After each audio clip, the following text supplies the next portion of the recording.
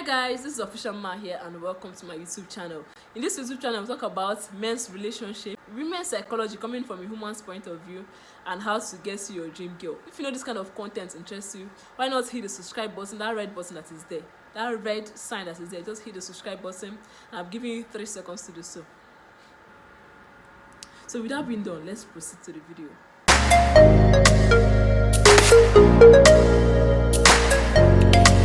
I'm going to be giving you characteristics that women hate, traits that men exhibit that women hate.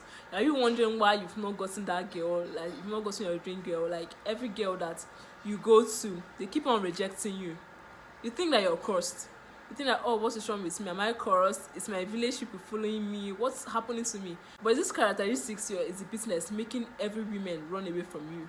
So I'm going to be mentioning these characteristics in this video. So make sure you stick to the end. It's going to be very interesting. Traits that women hate is a man with lack of drive and ambition. Kind of mind that you have lack of drive and ambition. You don't have any future plan for yourself, no future goal, no future dream. You're more than 18 years old and you're in the university or just finished high school, or you're 30 years old, you're a 30-year-old man living with your mom, and you don't have any drive and ambition. No man wants a man that sits down every day or lie down on the couch every day from morning to night. He waits for his woman to feed him. Women are not providers in the first place, so women don't like providing for men. Sometimes a good woman is going to gift her boyfriend once in a while, but women are not meant to do the providing job. They're not meant to be the providers. So no woman will like a man that's always sit down at home from morning to night doing nothing for himself. Most men too, I believe that they don't like a woman that is jobless. Talk more of a woman wanting to have a relationship with a man that is jobless, always sleeping on his couch. If she asks you, what do you want to, babe, what's your plans for the next 2 years? What do you want to do with your life? You don't have any drive, you don't have any ambition. You'll be like, okay, I'm waiting, I don't know how life is going to treat me. Like, you don't have any particular thing to say, oh, I'm working on this thing, look at this path I'm going to. Like I always say in my videos, if you watch my videos, I always say that you don't need to have $1 million to have a woman. But at least you should be on the way of success. You should have that career path of success. You should be going towards success. You should have a path for yourself. You should have that thing. Like you should have at least a short-term goal. It doesn't have to be a long-term goal. At least a short-term goal to say, okay, I'm going through this way. I'm going through this way. This is what I want to achieve in the next 1 year. This is what I want to achieve in the next 6 months. I have a friend that broke up with her boyfriend because of this singular act. She asked him, babe, what's your future plan? What do you have for the future? And the guy was not able to answer. And that was the end of the relationship. As a man, you should have a goal for yourself. You should have a future plan. Women hate men that lacks drive and ambition. One point I have is a man that lets his woman run over him. You always say yes to everything. You don't have a say of your own as a man. You don't stand up to your woman whenever she's doing anything wrong. Believe me, I say that when people do things that are wrong, they know that they are doing things that are wrong. When someone is maltreating you, the person knows that they are maltreating you. It depends on what you can take as a person. It depends on how much you can take as a person. Whatever you take from a person, you're teaching the person how to treat you. And I always say that freedom once given, do not go down without a fight. So say that when you give someone a particular freedom to do whatever they want, for example, you have a girlfriend and you always allow her to shout on you or call you names at first. If you don't stop this at the beginning of the relationship, at the long run, if you want to stop this bad behavior, it's going to go down with a fight. She's not going to agree to you easily. Unlike if you stop it at the first day. If she calls you, oh, this is my stupid boyfriend, or you tell her, stop it, I don't like it. I don't like when someone calls me stupid because I'm not stupid. With a stern phrase and with a stern look, and she'll see the seriousness in your voice, she's going to stop it immediately. That will be the last day that she will ever call you stupid or call you funny names. Or she tells you something I don't like, you warn her immediately. At the first time of the relationship, you warn her immediately and tell her, babe, not that you warn her in a violent manner, but you warn her with seriousness in your face that she's going to say, oh, this guy does not like this kind of behavior. Unlike you say, oh, let me just leave it. When you leave it for the first day, second day, the next time you want to stop that freedom, the next time you want to take that freedom from that person, it's not going to go down without a fight. People always give you what you tolerate. But the first time you're starting a relationship, that first time is the time to show people how to treat you. The time to have your standard and your rules. Every human being should have a standard. Every human being should have a rule. You should have values for your life. When you meet someone for the first time, it's your responsibility to start teaching that person your values and your rules. If the person can't take it, they should leave immediately.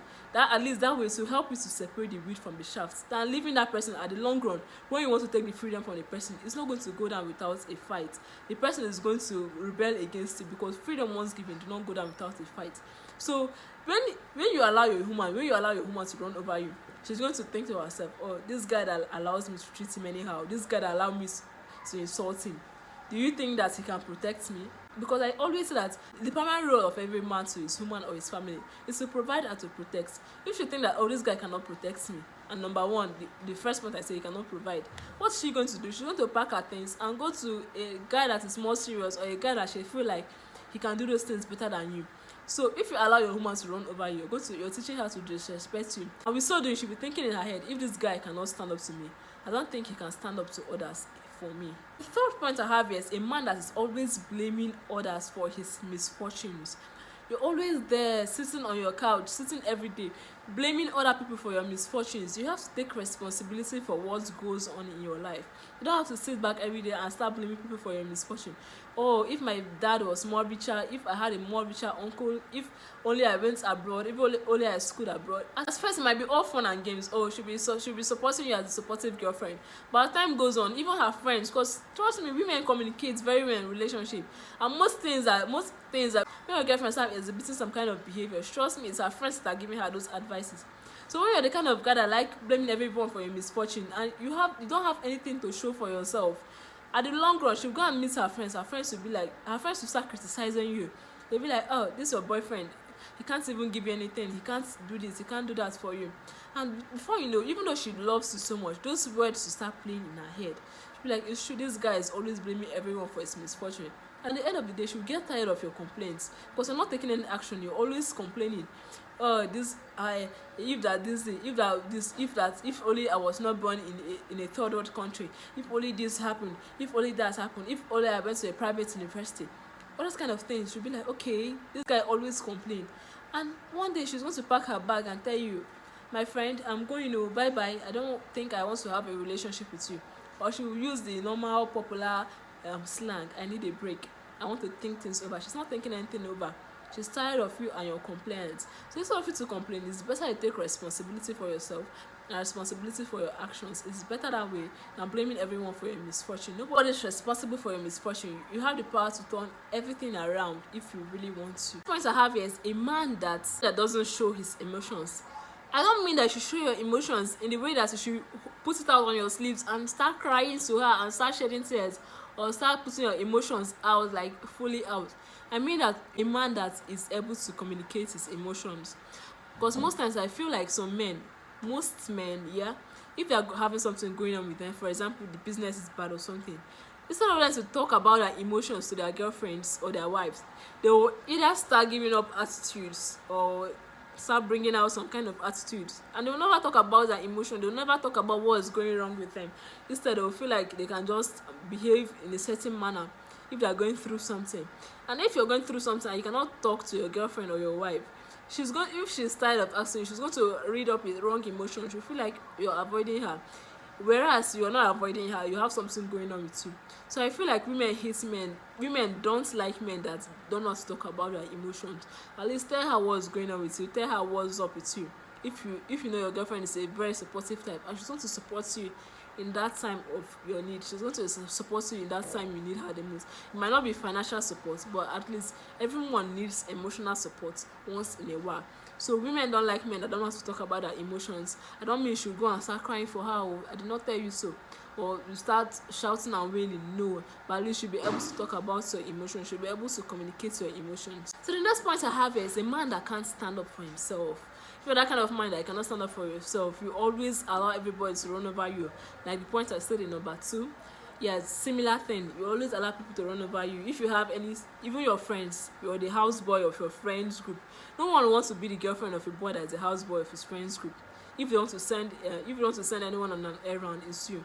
If you are looking for someone that uses his teeth to open a drink, you're the one that are going to call.